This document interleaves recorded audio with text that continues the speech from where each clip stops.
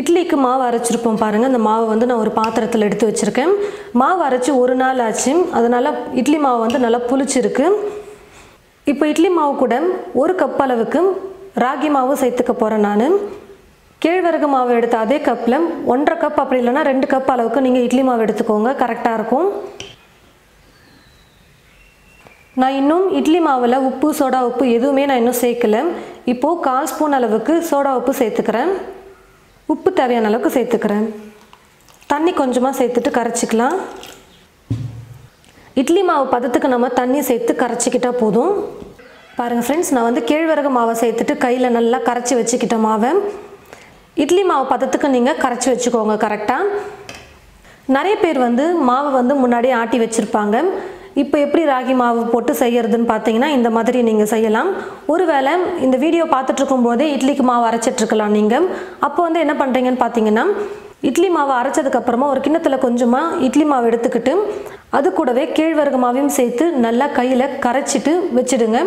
அடுத்த நாள் வந்து புளிச்சிரும். ஃப்ரெஷ்ஷான இட்லி மாவில் எப்படி செய்யணும்னு சொல்லிகிட்ருக்கேன். நைட்டு அரைச்ச ஃப்ரெஷ்ஷான இட்லி மாவில் ராகி மாவை கலந்துட்டு நீங்கள் வச்சுட்டிங்கன்னா அடுத்த நாள் காலையில் வந்து மாவு புளிச்சிரும். அப்போ நீங்கள் இட்லி ஊற்றிக்கலாம். ஒரு வேளை ஏற்கனவே அரைச்சி வச்ச மாவு இருக்குது, அதாவது புளிச்ச மாவு தான் இருக்குது அப்படின்னா நீங்கள் இது மாதிரி புளிச்ச இட்லி மாவு கூட கேழ்வரகு மாவை சேர்த்து நீங்கள் மிக்ஸ் பண்ணிவிட்டு ஒரு 1/2 மணி நேரம் விட்டுருங்க. 1/2 மணி நேரத்துக்கு அப்புறமா நம்ம இட்லி ஊற்றிக்கலாம். ரொம்ப முக்கியமான விஷயம் என்னென்னு பார்த்தீங்கன்னா, ஃப்ரிட்ஜில் இருந்து இப்போ தான் மாவு எடுத்து வச்சுருக்கேன் அப்படின்னா குறைஞ்சது 1 மணி நேரமாவது நல்லா கூலிங் போனதுக்கப்புறம் தான் நம்ம இட்லி ஊற்றணும்.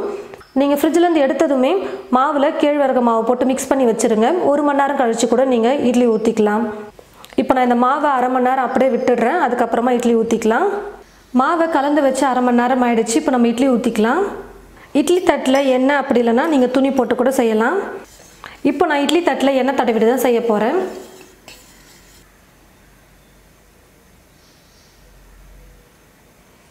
இட்லி பாத்திரத்தில் தண்ணி ஊற்றி வச்சுட்டேன். தண்ணி வந்து நல்லா கொதிக்க ஆரம்பிச்சிருச்சு.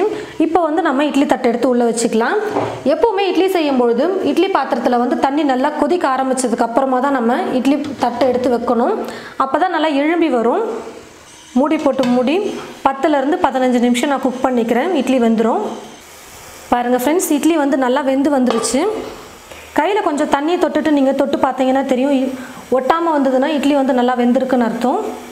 இட்லி நல்லா வெந்துருச்சு. இப்போ நான் ஸ்டவ் ஆஃப் பண்ணிவிட்டு இதை எடுத்துக்கிறேன். இட்லி தட்டை எடுத்து கீழே வச்சுட்டு ஒரு 2 நிமிஷம் விட்டுருங்க. கொஞ்சம் சூடு ஆறுச்சுன்னா நல்லா ஈஸியாக வரும் எடுக்கிறதுக்கு. பாருங்கள் ஃப்ரெண்ட்ஸ், ரொம்ப ஹெல்த்தியான ஒரு பிரேக்ஃபாஸ்ட் நம்ம ரெடி பண்ணியிருக்கோம். தானியங்களையும் கொஞ்சம் சேர்த்து நம்ம இட்லி தோசை செஞ்சு கொடுக்கும்பொழுது வீட்டில் சாப்பிட்றவங்களுக்கும் கொஞ்சம் கலர்ஃபுல்லாக இருக்கிறதுனால ரொம்ப லைக் பண்ணி சாப்பிடுவாங்க. நல்லா சாஃப்டாக சூப்பராக இட்லி வந்திருக்கு. இட்லிக்கு தொட்டுக்கிறதுக்கு சாம்பார், வேர்க்கடலை சட்னி நான் வந்து இப்போ ரெடி பண்ணியிருக்கேன். நீங்கள் வந்து உங்களுக்கு என்ன சட்னி பிடிக்குமோ அதை நீங்கள் ரெடி பண்ணிக்கோங்க. கொஞ்சம் இன்ஸ்டண்ட்டாக நம்ம செஞ்சுருக்கோம். அதுவே நீங்கள் இன்னும் நல்லா சூப்பராக வரணும் அப்படின்னு நினச்சிங்கன்னா நைட்டே நான் சொன்ன மாதிரி மாவில் கேழ்வரகு மாவை மிக்ஸ் பண்ணி வச்சுடுங்க. அப்போது அடுத்த நாள் செய்யும்போது இன்னும் ரொம்ப சூப்பராக இருக்கும். தோசையும் பார்த்தீங்கன்னா ரொம்பவே சூப்பராக வந்திருக்கு. இட்லி பிடிக்காதவங்களுக்கு இந்த மாதிரி நீங்கள் தோசையும் செஞ்சு கொடுக்கலாம். ரொம்ப டேஸ்டியாக சூப்பராக இருக்கும். இது போல் நீங்களும் உங்களுடைய வீட்டில் இனி எப்போல்லாம் முடியுமோ அப்போல்லாம் உங்களுடைய உணவில் வந்து கொஞ்சம் ஹெல்த்தியான ஃபுட்ஸ்லாம் சேர்த்துக்கோங்க. இந்த ரெசிபியை நீங்கள் உங்களுடைய வீட்டில் ட்ரை பண்ணி பார்த்துட்டு எப்படி இருக்குன்னு மறக்காமல் கமெண்ட் பாக்ஸில் வந்து கமெண்ட் பண்ணுங்கள்.